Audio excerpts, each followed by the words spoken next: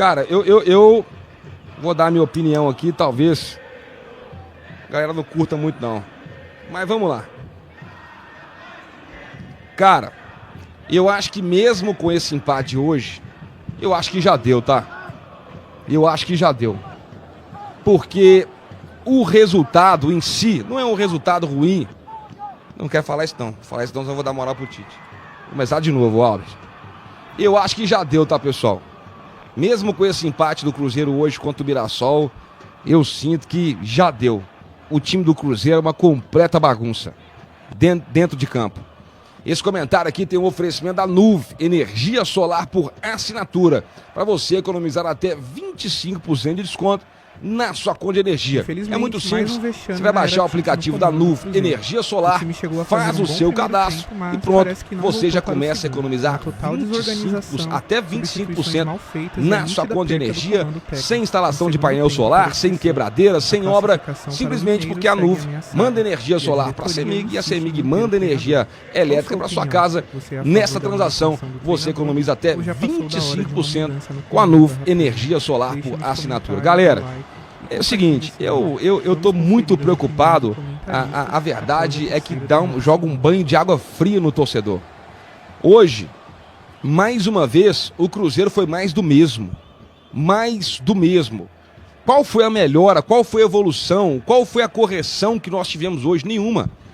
Com 10 minutos do primeiro tempo, o Cássio já tinha salvado o Cruzeiro em 2 oportunidades. Com 10 minutos, o Mirassol já tinha criado 3 chances claras de gol e acabou não convertendo, né? O Cruzeiro conseguiu ali fazer o seu 1-0, uma jogada que o Romero arranca, consegue achar ali o Caio Jorge, né? Foi o Caio Jorge, né, que ajeitou a bola pro Wanderson, alguma coisa mais ou menos assim. O Cruzeiro conseguiu, né, fazer 1-0. Cara, pega o primeiro tempo.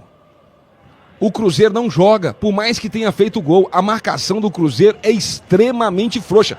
Se os zagueiros do Mirassol ficarem 10 minutos trocando passe de um pro outro, os jogadores do Cruzeiro ficam parados assistindo. Não tem aquela marcação na saída de bola, talvez hoje tenha sido até uma recomendação. Agora repara, o Mirassol vai trocando passes, todo mundo que recebe a bola consegue receber, fazer o giro, levantar a cabeça e não tem ninguém do Cruzeiro perto. A marcação do Cruzeiro acabou.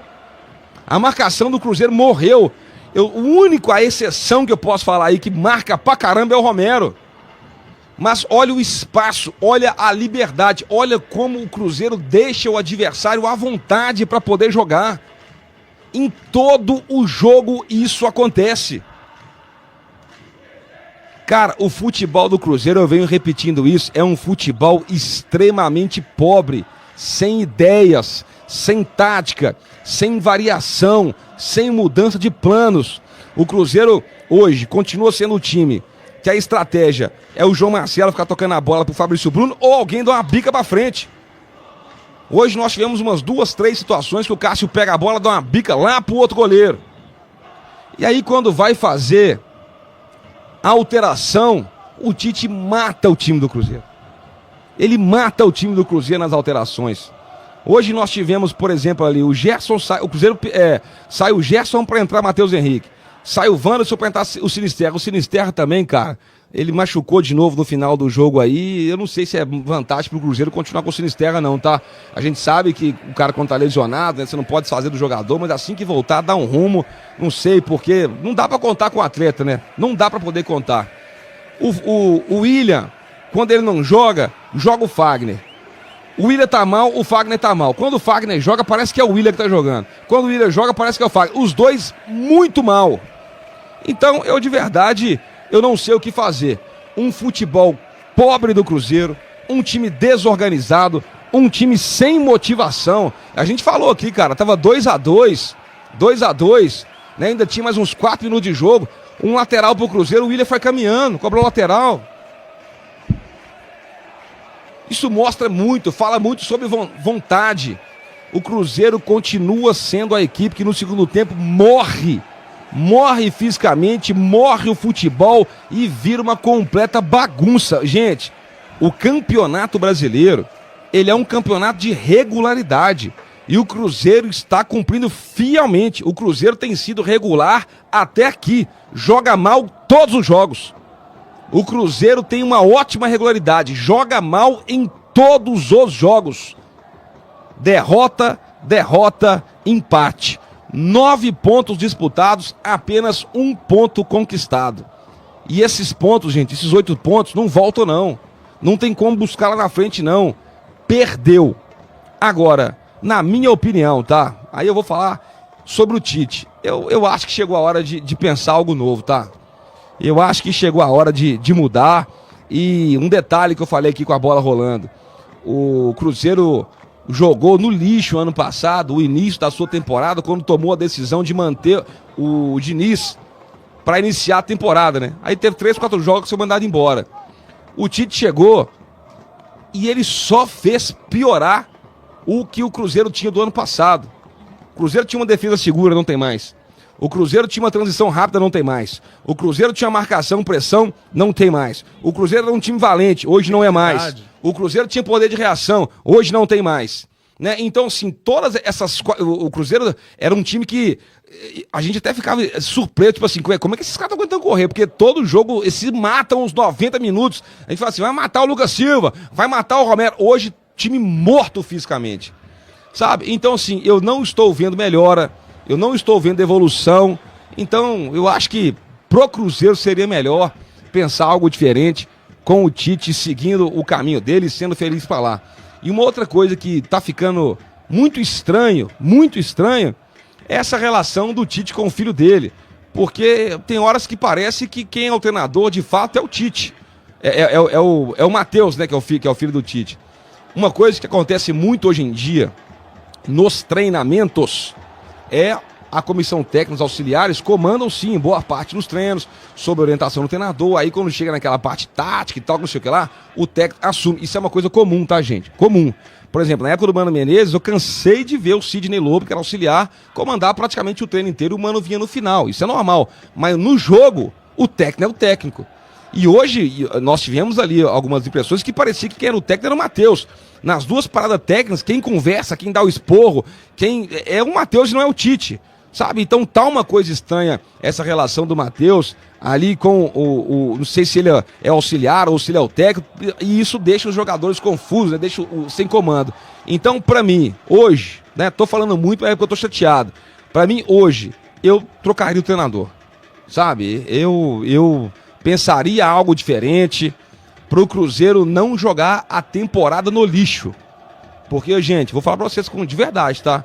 Com esse futebol que o Cruzeiro tá jogando aí, classifica na fase de grupo da Libertadores, um time que tem dificuldade para ganhar do Betim, um time sem vitórias no Campeonato Brasileiro, um time que quando faz as alterações parece que vira um time de pelada. Então, eu acho que chegou o momento do Cruzeiro conversar, reavaliar e pensar algo diferente, tá? Eu mudaria o treinador já por hora. Está muito ruim e a torcida do Cruzeiro tem todo o direito de estar preocupado.